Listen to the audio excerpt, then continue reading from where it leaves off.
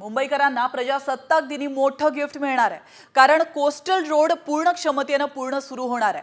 तर coastal road आणि Worli Vandre ceiling जोडणाऱ्या पुलाचं मुख्यमंत्र्यांच्या हस्ते लोकार्पण होणार आहे।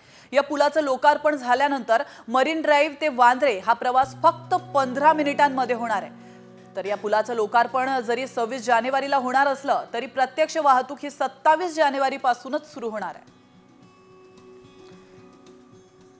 आणि याचाच आढावा घेतलाय आमचे प्रतिनिधी रुपाली बडवे यांनी। सगळ्यात मुंबईकरांसाठी एक आनंदाची बातमी आहे। कोस्टल रोड आता पूर्ण क्षमतेने मुंबईकरांच्या सेवेत दाखल होणार आहे।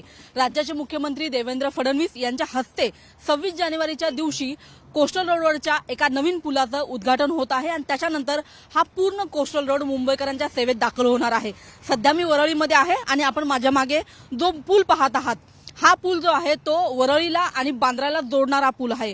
याच्यापूर्वी काही महिन्यांपूर्वी आपण बघितलं तर वरळीकडून बांद्र्याकडे जाणारी जी वाहतूक आहे त्याला जोडणारा जो पूल होता त्याचं खरं तर लोकार्पण करण्यात आलं होतं आणि आता म्हणजेच उद्या मुख्यमंत्र्यांच्या हस्ते ज्या पुलाचं उद्घाटन होणार आहे त्या पुलावरून वांद्र्याकडून वरळीकडे येणारी जी वाहतूक आहे ती आता सुरू होणार आहे। उद्या राज्याचे मुख्यमंत्री देवेंद्र फडणवीस यांच्या हस्ते या पुलाचं खरं तर उद्घाटन होणार आहे। जेव्हा पूर्ण क्षमतेने हा कोस्टल रोड सुरू होईल तेव्हा मुंबईकरांना एक मोठा दिलासा मिळणार आहे आणि वाहतूक कोंडीतून मुंबईकरांची सुटका होणार आहे।